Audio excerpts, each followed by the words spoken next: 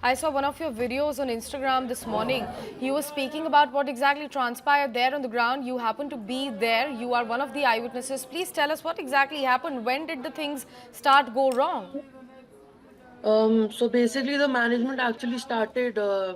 They like started selling the tickets around 3 o'clock, and people actually got very excited then only.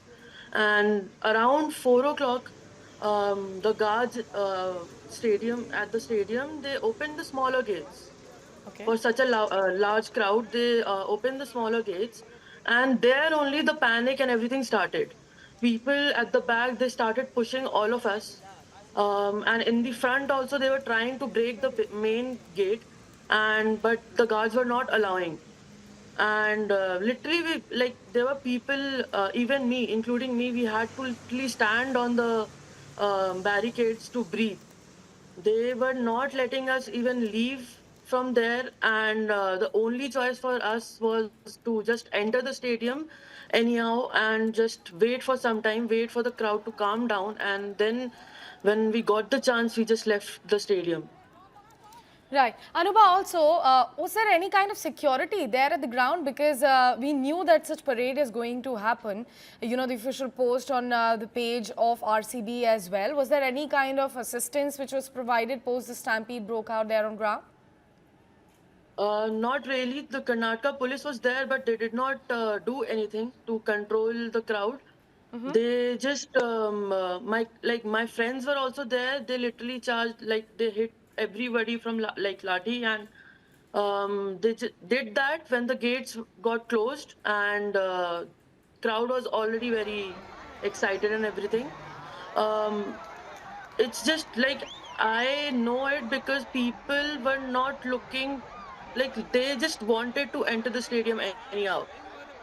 They pushed the barricades on me, and there were people who were literally like lying, like they stood on the barricade, and they were just trying to go over the like everybody else who was standing near the gates. And even the guards inside, they couldn't do anything. It was very impossible for them also to control the crowd. So I don't like, nobody was helpful, no security, nothing actually was helpful yesterday. What about the stadium security check post? Were there no security guards at the gate of the stadium as well? You said that the smaller gate was opened prior, but what about the big gates? And what about the security checks at the stadium gates? Did they not tell people that the stadium is already full, no more influx can be allowed? No, they did not at all. They just kept opening the gates in phases, and that to the smaller one.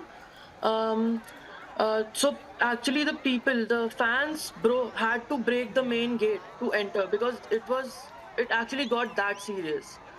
I even saw when I entered, I saw a girl literally sat next to me, and she got a little unconscious. Then the lady guard came and helped her. It was very serious, and I don't know, like this is actually very uncontrollable. You are feeling fine, but what about those who were there at the ground alongside you? Did anybody get hurt? One of our friends did. The barricade was actually kept on her feet, so she's actually a bit hurt. So I mean, it's and another friend on which the police actually hit. So that is something very unacceptable. Honestly, is not. This was actually not expected. I went as a fan only, but at one point, actually, we just wanted to save our lives, nothing else. Looks like the problems are not getting really over for the Karnataka government. A couple of days ago, we were discussing how, the lanes and the roads were inundated because of the rainwater over there. They only got one opportunity to also celebrate after having won the Maiden Cup this IPL season. And look at what exactly happened, how, it completely got changed into a tragedy situation.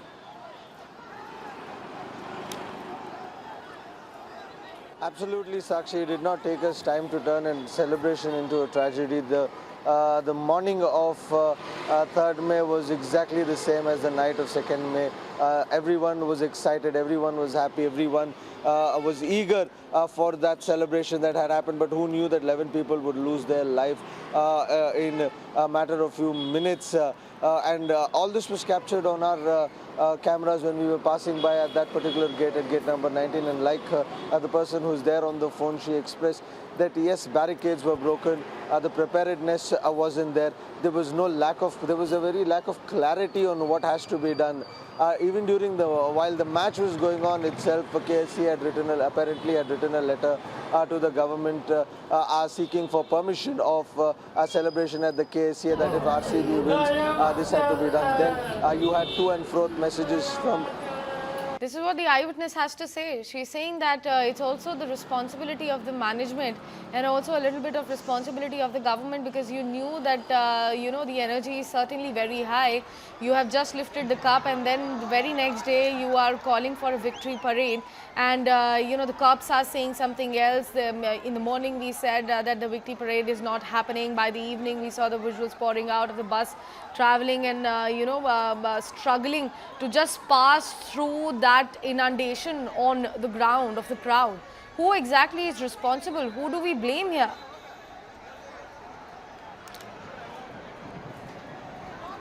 Absolutely, Sakshi. Like I was mentioning, this is a failure at multiple levels as we speak, because from the beginning of itself, when the first letter was shot from KSCA with regards to the match, while the match was going on, that they would require permission for celebration if RCB wins.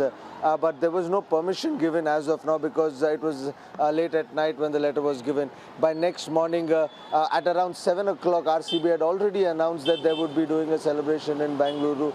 So seeing that a lot of people started barging in or started coming into the city to be a part of it, while no permission was sought as of 7 a.m. at that point of time. And then the program got cancelled. We all heard the bite of the Home Minister, who clearly said that too many people will be turning up and there will not be an open air rally. Then there was confusion whether the celebration that was called in by the RCB, will it happen or not, whether Chinnaswamy will be opened at the KCA. Then we got an itinerary talking about how the players will come from the airport to the hotel, from the hotel to Vidhan Sauda. So all these confusions that kept changing, the permissions not there, then the Home Minister saying there won't be any celebration, but people thronging into the city just to get a glimpse of the cup. All this haywireness was something that wasn't predicted by the government. Then having only 2,000 police officers at a spot where close to 2 lakh people are expected to converge, again was not an exact ratio of police officers that should have been there.